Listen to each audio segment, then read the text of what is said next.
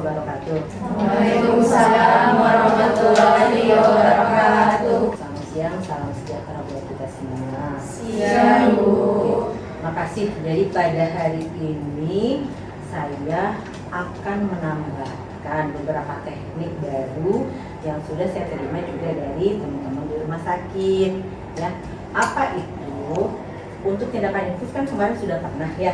Jadi ini ada pengenalan satu alat baru namanya FemViewer untuk melihat pena pasien. Kapan dilakukan? Biasanya memang prioritas pada pena-pena yang kecil, misalnya bisa bayi atau neonatus atau mungkin juga lansia atau pada pasien-pasien yang agak gemuk, kemudian misalnya kulitnya gelap itu kan kurang nampak ya. Nah, itu sudah lemak. Jadi nanti juga bisa di googling, alatnya macam-macam dari mulai yang paling murah hanya ratusan ribu, yang paling bagus ada yang sampai 46 juta. Jadi dia bagus ya, keren, duduk. Kita nggak usah megang alatnya, bisa jadi kayak mixer, standing mixer. Nah itu tadi yang seperti pulpen, jadi dia dipegang sama pasiennya, nanti kelihatan FemViewer-nya ada yang seperti itu. Nah ini yang dimiliki oleh rumah sakit, jadi kita masih minjem, mudah-mudahan ke depan kita juga bisa punya. Jadi sebelum kita pakai kita hidupkan dulu. Nah ini cahaya infrarednya, jadi nanti bisa diatur lingkaran cahaya ini. Kalau misalnya kita silau, kita bisa kurangi. Nah ini kan sedikit berkurang ya. Kalau tadi kan sekelilingnya mulai bersama sering ada bolong-bolongnya. Nah anggap kita seperti penggunaan seperti ini. Nah jadi dengan cara seperti ini kita lihat posisi pena yang akan kita infus. Nanti posisinya seperti ini. Nah kalau gini kan jadi ribet, ya kan? Jadi kita mudah-mudahan kalau nanti kita beli minimal yang pena aja. Kayaknya yang pena itu digenggam, jadi kelihatan sendiri. Jadi pasien yang megang gitu kalau yang pena ya. Nah kalau ini begini itu tidak, karena fungsinya memang bukan seperti itu. Nah jadi nanti seperti ini boleh satu orang pegang kemari. Nah pegangnya begini. Jadi nanti ini ibu tidak akan menunjukkan tidak akan memasukkan aplikasinya ya, kan bu. Ya, turunkan lagi, posisinya ke sini. Nah ini ya. Baru ini belum kelihatan, makanya harus sampai terlihat jejak-jejaknya pembuluh pena itu, ya. Nah baru dari posisi ini kita menyuntikkannya. Memang agak sedikit ribet jadinya, ya. Tapi itu tadi salah satunya kita berharap itu mengurangi kesalahan dalam penunjukan, terutama untuk yang tidak update. Oke, kita selesai untuk pengenalan penggunaan FemViewer. Kira-kira yang mau ditanyakan? Ibu, ya boleh. Itu saya mau tanya, itu apa khusus di sini aja atau bisa di area yang lain? Bisa di area lain. Hanya kan kecenderungan kita memilih kan di area yang mudah dipantau. Biasanya kan di sini. Kemudian kalau memang tidak terabad di situ, ya tentu di area lain. Prinsipnya sama. Ini FemViewer atau ada istilah lainnya FemFinder. Jadi tujuannya untuk melihat posisi pena. Oke. Nah yang berikutnya untuk flushing. Jadi flushing ini sudah pernah kita lakukan, ya kan? Ini ada kita menggunakan hands dulu ya. Jadi nanti kita ibaratkan ininya sudah terpasang ya. Jadi ini anggap sudah terpasang ya. Jadi kita tidak akan peragakan. Boleh dulu pasiennya, kita lebih mudah. Oke, kita letakkan di sini saja. Ini misalnya sudah nah ini anggap sudah terpasang, jadi kita tidak akan memasang langsung ke kulit pasiennya. Ini berarti sudah terpasang di sini ya. Jadi misalnya ini sudah terpasang di kulit pasien, ini kan blendernya diambil ya. Nah, kita letakkan. Dianggap terpasang, ini dipegang dulu sebentar.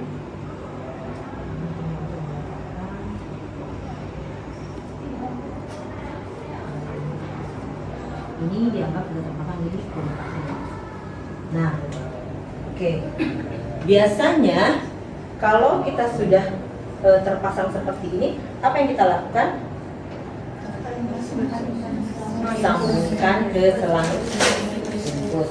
Nah sekarang tidak kita sambungkan ke selang infus, tapi ada yang namanya teknik flushing atau menyiram. Flushing itu dengan memasukkan cairan cc. Ya, cairannya apa? Disesuaikan dengan cairan yang diberikan kepada pasien.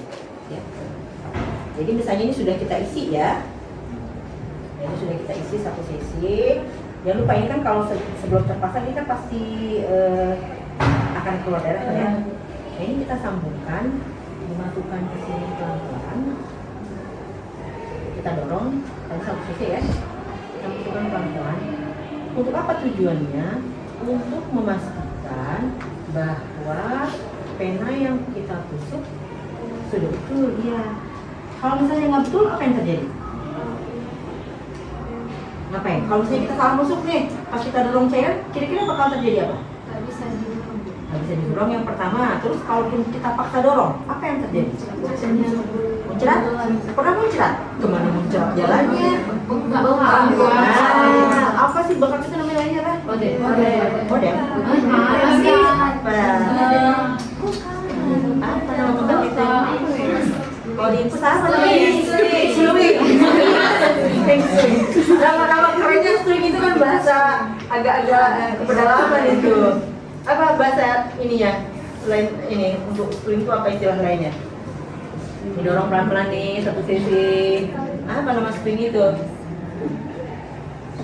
Panggil Bang Google. Apa sluing itu? Apa sluing sambil nunggu kita mau pasang ke 3-way. Jadi agentnya dipasang. Ada yang dapat apa tadi katanya?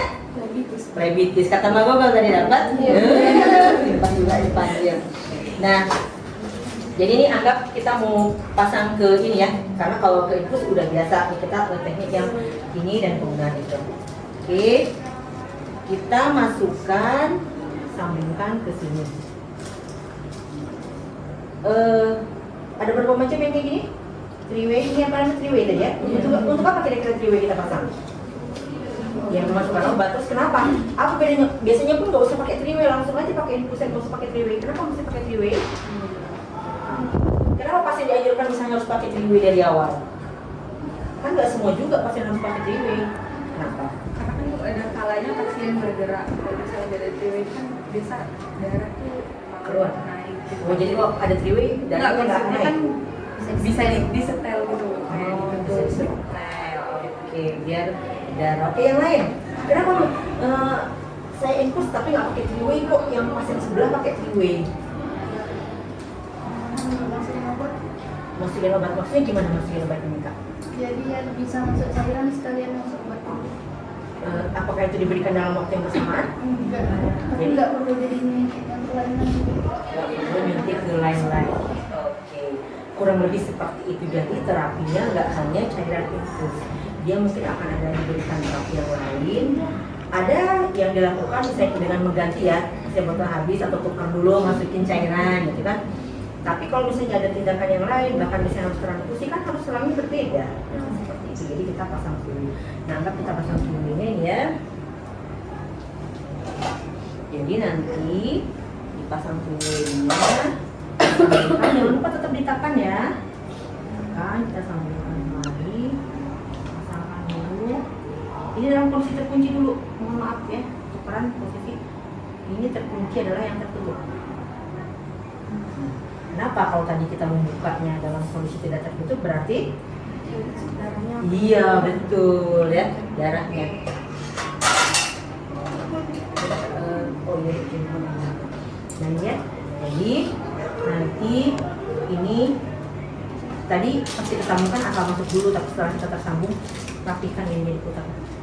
Bawa nanti lepas kunci ya maksudnya baik kunci. Baru nanti kalau kita memasukkan selang infus ya, maka selang infusnya dimasukkan ke sebelah sini misalnya ya. Nah, nanti kalau ada yang satu lagi maka dimasukkan kemari. Jadi masing-masing punya akses. Jadi misalnya kalau seperti ini tertutup berarti yang ini yang mati, yang aliran kemari. Nanti kalau misalnya saya mau memberikan yang satu lagi, ini yang ditutup itu. Itu teknik yang ini ditambahkan. Mudah-mudahan saat kalian ke rumah sakit nggak salah lagi ya, sudah ada tambahan. Oke, ada yang mau ditanyakan dulu terkait penggunaan 3-way dan teknik flashing tadi?